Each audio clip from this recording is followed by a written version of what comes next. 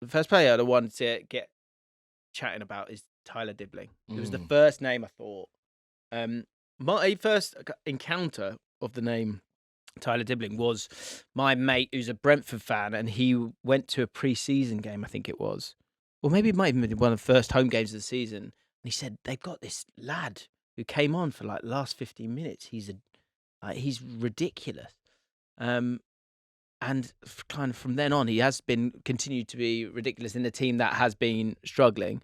And here's a ripple effect when it comes to Tyler Dibling. Southampton getting relegated will see Tyler Dibling take over the Premier League. Often when a player has a breakout season in the Premier League, they stay at a club and proceed to hone their skills. After only 4 months, it already seems like Tyler Dibling could leave Southampton in the summer. And if they do get relegated, they may be forced into selling him not only for the financial gain, but also just because he's just that good. One thing I will say is that if Southampton aren't in the Premier League in going into the 25-26 season, he cannot be playing in the Championship. No. He's really good. He's really, really good. My first encounter with Tyler Dibling was this season, if I'm being honest with you. And been very impressed with what I've seen.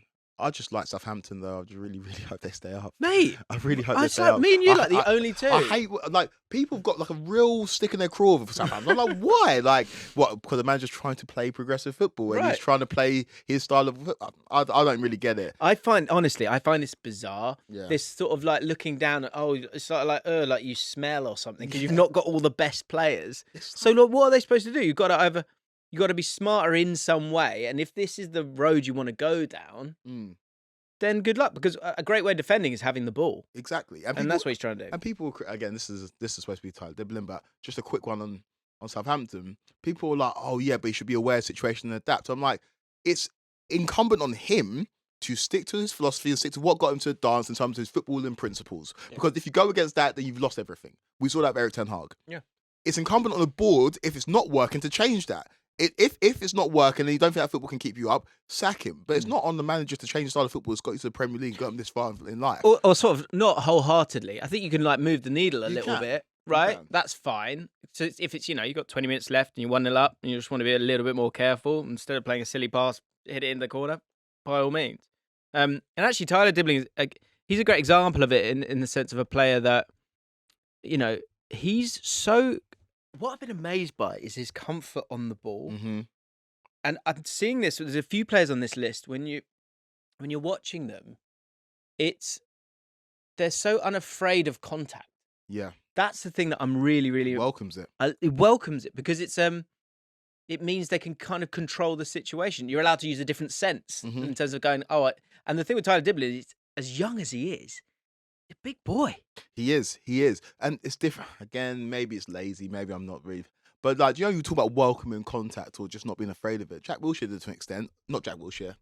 Jack Grealish. Oh yeah. Grealish did it to an extent, but Grealish would do it to maybe win a foul. It's definitely in moments with Grealish. But like I say, Dibling will feel it and then use that as elevation to do something else or make the next decision.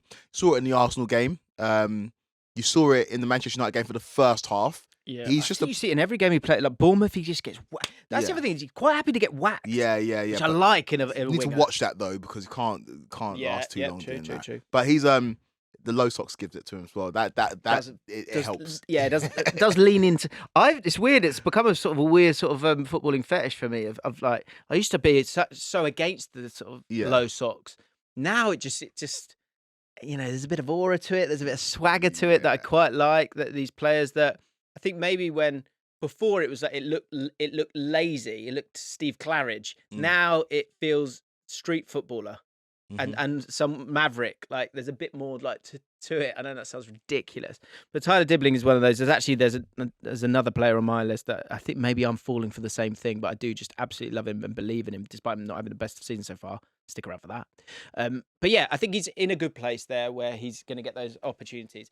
The size of him is actually such a bigger factor than people kind of touch on, because sometimes you have those players that are they're 18 and because they're a bit smaller, they've been able to they're so zippy, like Raheem Sterling, for example, or Michael Owen, if you're going miles back, where like, okay, they're not ready as a sort of, as a man physically, but they're so quick, they can kind of bounce off things. Tyler Dibling, again, like for someone that young, he's just like, I don't know how tall he is, but he looks at least 6 foot. He does look tall. Like I say, Got he's long happy with the legs. contact, quick feet, kind of slows down when he's dribbling with it. He's going to win so many fouls for his team as well. Nice bit of vision at times as well. I think he's only going to go from strength to strength. The only thing I would say about him is that you might kind of put the aesthetic of him might make you kind of ask too much and be a bit harsher on him. Whereas if he looked a bit more boyish, might give him a bit more time. Yeah. Because I think a big move is coming if Southampton do go down, which I expect them to go down, unless it all really, really clicks into gear. And it'd be interesting to see what that move is, because I think that's a bit of a theme for this pod, is that if these players do move on, where do they go? And I think a lot of big clubs will be after Tyler Dibling. I did read something, I haven't totally checked it out, that he was at Chelsea like incredibly briefly, but got homesick or something. Yeah, I'm not too sure about Don't know if that's totally true or not, but I think the important thing to say is that when these players are so young, if he is to move, could that hurt him? It depends. It's all circumstantial. It's about the landing spot. It's about the manager you go and play for. There's so much that goes into it, and it's about yourself. What's up there? Because ultimately, you're the person who's in control of your career. But in terms of people around you too, but he's a very, very good player, man. Very, very good player, and I just want to see more of him. Like, I haven't watched every Southampton game, probably watched 3 or 4 games this season, but he's the player you're watching. He's the player that you want to get on the ball. He was dropped for a little bit. I don't know if he was going through an injury issue or something, but he was dropped by Martin for a little bit, and he came back into the side, and Southampton are a better team when he's playing. Yeah, Russell Martin said, look, the biggest thing I can say about him, because he said I'm wary, because in this country we hype players up to then bring them down, and the thing that I don't want to do is that. But the best thing I can say to you is that he's playing, and I think it does speak volumes for him. I think that move. My fear would be him getting lost at a huge club. Yeah, like he has to keep playing games. Because actually, if the way I look at these players when they're 18, if I was their parent, I would be like, you don't need to be asking yourself to fulfill absolutely everything until you're 23, 24. So let's make sure you've got as much experience as possible by the time you are 23. So for an 18-year-old Tyler Dibling, it's 5 years. Yeah. But the one thing he cannot do is go from playing in the Premier League and then sitting on Chelsea's bench. Yeah, no. Just can't be happening. Can't do that. We're going to stick with some young players that are making their mark this season. Ethan Nwaneri was the youngest ever player to play for Arsenal at 15. Already has a Premier League goal under his belt as well. So maybe a month or so ago against Bolton. I think he scored at least 2 in that one. Does he need to stay at Arsenal or go out on loan for him to have a really great 2025? I'm really kind of frustrated this Nwaneri one, because when Odegaard went down, I said, give Ethan the minutes. He's ready. If you're good enough, you're old enough. And it disappoints me with Arteta, and I get it because he talks about Arsenal being in win-now mode. 2 years ago, he would have started all those games where Odegaard was out. 2 or 3 years ago, he would have started all those games. Arsenal, where they're at right now, can't afford to let a player find their feet in their starting 11 and it might not work out. But the game they had against Inter Milan, away from home, do you know when Jack Wilshere, Arsenal, 18 years old, goes against and plays against Barcelona, puts in an incredible performance? Cesc Fabregas, Arsenal, away from home against AC Milan. Sometimes these young players rise to the occasion. I just think there's been moments where when Odegaard was out, Nwaneri could have started. He's clearly good enough. And in the League Cup games, he's scoring goals, he's creating goals. He's now scored his first Premier League goal as well. He's a player that's got an eye for goal, got the maturity as well. I would love to see him play extended minutes. It's going to be difficult in an Arsenal team that are going to be in win-now mode for the next 2 or 3 seasons. Yeah, I totally agree with you in the sense that, one, utilise the fearlessness of a kid. Exactly. I put him in one where it's like, there's not really any pressure on you, but do you know, go for it and kind of see what happens. The other thing to say here is that Arsenal play a lot of games and they're going to have to get through those games. And there's also going to be games where you need someone to come on and change the game for you, win the game for you, affect the game for you. And if he's got enough experience where he's then going, I really think I should be starting now. Like I say, like that Well, I've said this a few times, but I spoke to Oscar Bob, when was it, last year? But no, sorry, start of this year. And the interviews that I'd seen, everyone's kind of going, God, can you believe it? And he was going, yeah, yeah. And I was saying to him, like, there must be a moment where you kind of go, no, actually, like, hang on, I've not just been plonked into this world. Like, I've been the best player, like, since I was 11 or whatever it might be. And so if you're afraid, you're not going to take that spot. So he needs more minutes to get to a point of feeling like that he kind of belongs on that stage to help you in March when Odegaard gets injured because he's for 2 weeks. Yes. And if you're not using him when you can use him, he's not going to, he's not going to be able to take the moment. And they're going to need that, I think. It's uninspiring playing Trossard in the central position, dropping Kai Havertz back into a number 10 position. We've got Ethan Nwaneri there. Whenever he plays well. And yeah. I get it. I do get it in terms of where Arsenal are at. They can't afford to. But, mate, do you know what? I'm not having that because in the position he's in, say he loses the ball, you've got such a good defence. Bro. So much protection. You've got people cleaning up left, right and centre. Thomas Partey suddenly found his legs in the contract year. Surprise, surprise. You've got Declan Rice. You've got two of the best centre-backs in the world. You've got players to kind of put their arms around you and drag you through it if you're struggling. But I think it would have had the opposite effect. I think he would have dragged them through it. Where Arsenal were wobbling a bit, I think that player, the fearlessness was like, yo, let's go get this. Let's go to San Siro and get a win. I think Arteta, not missed a trick because he's the man who gave him his debut at the age of 15. He knows how good he is. But if you want him to get to that level where Saka's so good right now because Saka's played so much football. From the age of 18, Saka played football every single week in different positions. He learned to fail. Yeah, he's still so young. 23 or something. He's a player that is benefiting from the fact that he plays so much football so young. And granted, lucky that Arsenal weren't in the position where they're trying to win league titles. But Nwaneri, I think, is a player that can go right to the very top. And I think that he needs to be playing more minutes. And I don't know if he's going to get that at Arsenal. So, if you're his agent, would you say, get yourself a little Crystal Palace move? Do a Conor Gallagher, that kind of vibe. It's tough because the real star boys, the guys that move the needle for their clubs in terms of coming through the academy, they don't go out on loan. Trent doesn't go out on loan. Saka doesn't go out on loan. Phil Foden doesn't go out on loan. The real ones don't go out on loan. The Chelsea boys did because Chelsea was a different model. But if you're going to be that guy for that team, I think going out on loan can maybe further your development, but it might not see a long-term future at that football club. Yeah. If you're gonna keep him there, you need to play him more though. I would say go on loan because I think otherwise we just spoken about Smith Rowe. Even look at I'm just thinking about the same team, but actually look at that whole Fulham team. Yeah. Herrera, Wilson, Reece Nelson. Those players are I don't know. Maybe they're not gonna be good enough. But you've got to give you have to give him more games. He has to rotate more from at the top. Because also Saka's going to break down at some point. He only turned 23, by the way, in September. That's disgusting. Most underrated player in the Premier League is a joke. Yeah. Mikey Moore, another one. He is a really, really exciting player. Bounces off other players as well. I'm intrigued to see how they sort of work him into the team. Maddison compared him to Neymar, so he's a 17-year-old plays for Tottenham.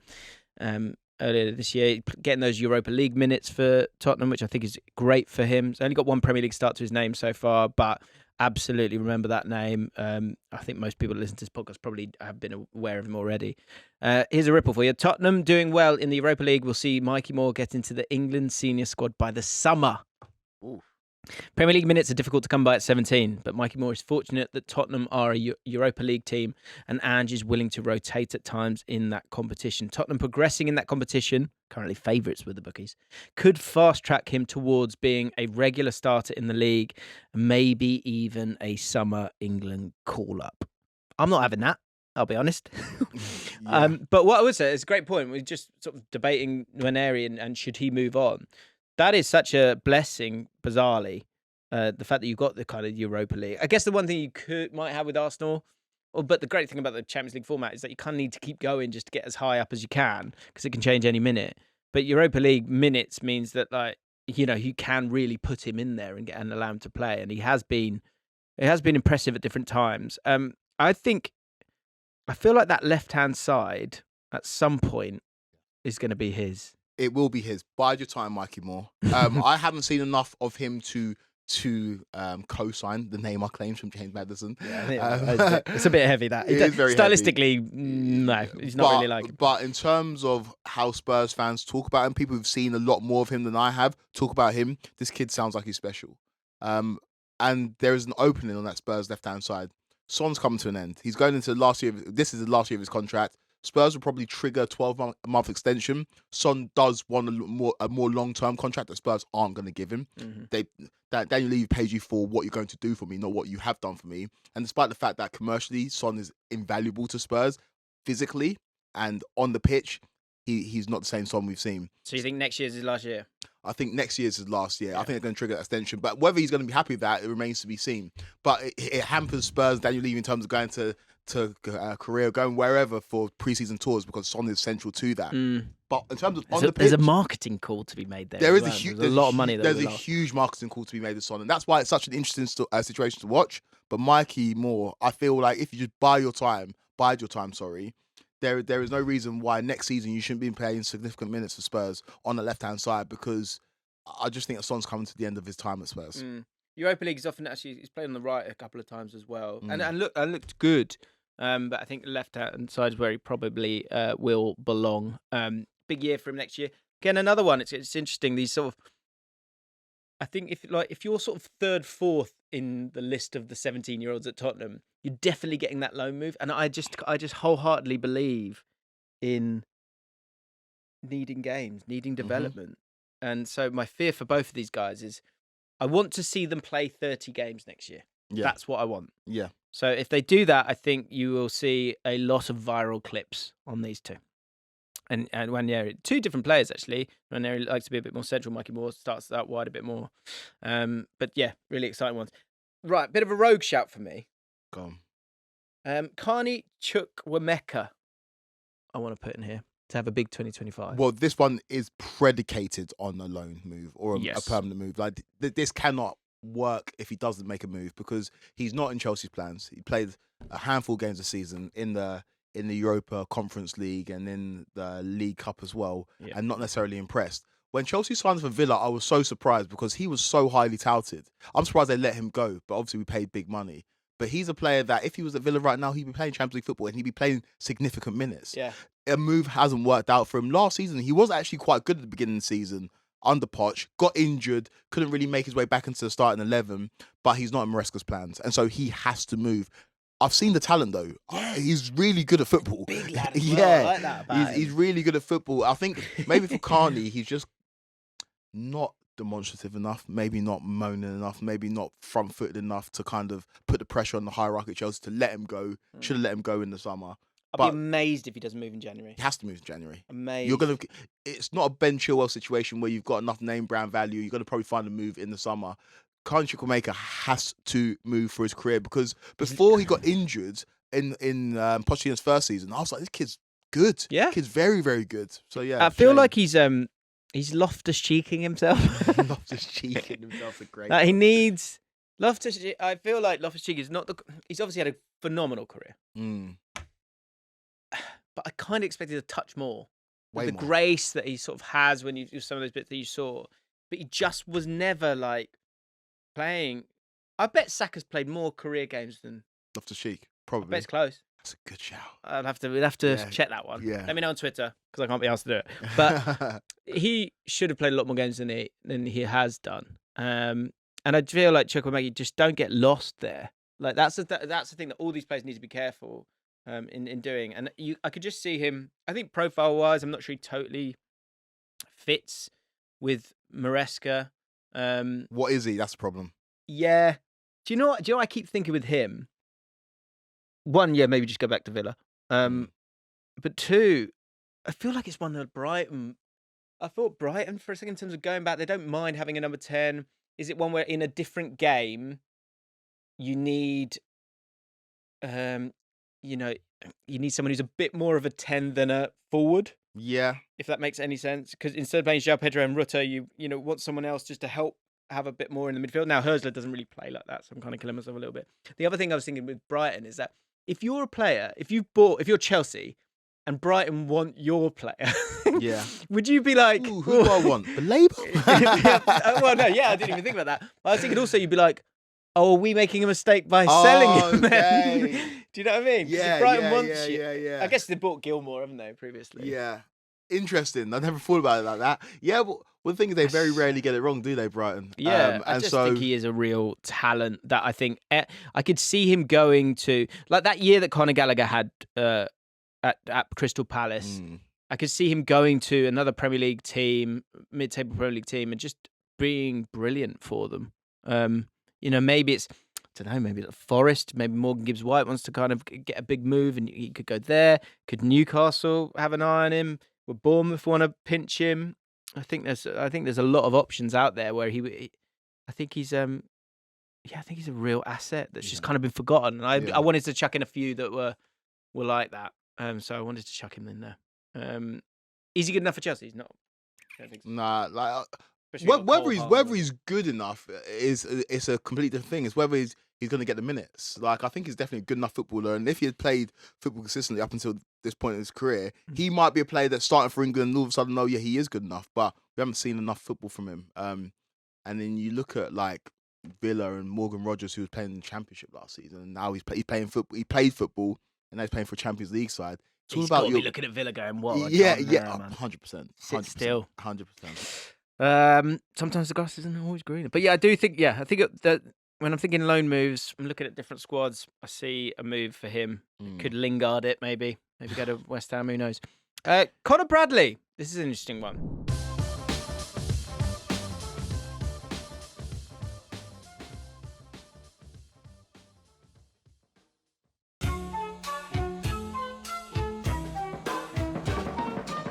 The Trent situation will see Conor Bradley become one of the best right-backs in the league. With Trent's contract looking likely to expire in the summer and a possible move away on the horizon, it looks like Conor Bradley could well be given the chance to prove that he can fill the Trent-sized hole in Liverpool's defence. But if Trent stays, does Bradley become another Kelleher? Now, we were going to put Kelleher in here, but he's sort of 26, so it felt a little bit funny to kind of chuck him in there in terms of someone who's, although we have got an elder statesman near the end. Kelleher, by the way, like that's a really weird situation they've got from the goalkeeper point of view, like Alisson, Kelleher, and Mamadashvili. But like, if you're Kelleher, what club do you want to move to? You want to go big, don't you? Yeah. He's been phenomenal for them. Yeah. He is going big. He's going to go big. Where would he go? Well, you've got vacancy at Stamford Bridge. Mate, you've got enough goals. I know, but we're going to bring in a goalkeeper. We are going to bring in a goalkeeper. Yeah, we are. Another one? Yeah. Come on, man. Like, the ambition for next season is to win the league. And so if you're going to win the league, it's not going to be any of the goalkeepers on our roster. But he will go big. But it's just like, what's the landing spot for Kelleher? Like, where can he go? I thought Tottenham, but then Vicario was good. Yeah, Kelleher's an upgrade. Do you think? Being number 2 is different to being number 1. Different expectations, different mindset. He has to have the number one on his back at the start of next season. Yeah, wherever he is, like he can. If he's still there at the start of next season, something's not right. It's just bizarre, isn't it? Especially with Mamadashvili on his way. Back to Conor Bradley. So we've spoken about this. We spoke about it last week, the contract situation. I'm pretty consistent on the fact that, like, the age-old question of Van Dijk, Trent, and Salah, what do you do? And if someone has to go, I think Trent's the one that goes. Yeah, but like, it's a difficult one because like Trent symbolically represents terrible business from FSG. Represents like you can chalk off Salah and Van Dijk to thank you for your service. Right, you're in your 30s. Optics wise, Trent, what? That's like Saka going on a free. That's like Phil Foden going on a free. Trent's worth over 100 million. Like, what are we doing? But football-wise, Conor Bradley's stocks are right there. After tackle against Real Madrid, he's right up there. Do you think that Salah's numbers drop without Trent? Yeah.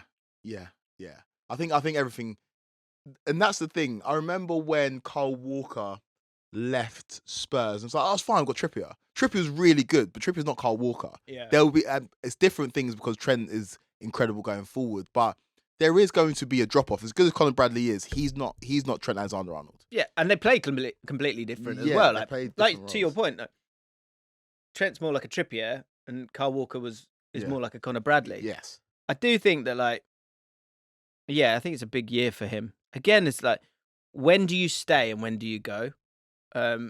Because if Trent does stay, Connor Bradley is at Liverpool. It's a good place to be. You're 21. Do you stay there, or do you look to kind of make a move for him? It's an interesting time for him. But if Trent does go, I think they give him the opportunity, don't they, Connor Bradley? I don't think they go flying into getting anyone else. I don't think there's too many out there. You stay at Liverpool, because the thing is, I get it. He is a very good player, but it's the glow of playing for Liverpool. I remember Nico Williams coming to this Liverpool side looking really, really good. And then he has an ill-advised move to Fulham, and then he goes to Forest, and he's still a good player, but it's not the player that everyone saw coming through at Liverpool. Like, I think there is a glow being at a top club. It's especially Liverpool. I think, especially their Liverpool. fans are so exactly glowing. Exactly. In terms of wanting their players to do well, which is a good thing. So if you're an academy boy and you can stay at Liverpool, apart from if you're Trent goes to Real Madrid. But if you stay at Liverpool, Connor Bradley. I was just, do you know what? I've got to see Trent at Real Madrid. I just need to see it. I'm not even sure it will work. Number 66 in the Bernabeu is going to hit like crack. Honestly, the first celebration with Trent and Jude Bellingham is going to hit like crack. It's going to be amazing. I want to see it. I need to see it. Like that. Adidas. Oh God, give it to me, mate. And you just see the like cross to the back stick, Bellingham like that. And it's not that header. It's not that header. No, it's the Ronaldo. It's the Ronaldo. That one. Oh man, we all need to see it, and we all know that we're going to see it. It's just they're just playing a game right now. And then they'll guarantee. Do you think it's happening then? Yeah, come on, man. Because the thing is, it's different to Salah's situation. Salah's like, yo, they haven't talked to me. There is no way in this world that they've not offered Trent a contract. There's no way. Oh, we're at Liverpool, yeah. Business-wise, that doesn't make any sense. Why would you have not offered? They've offered him a contract and he hasn't accepted it.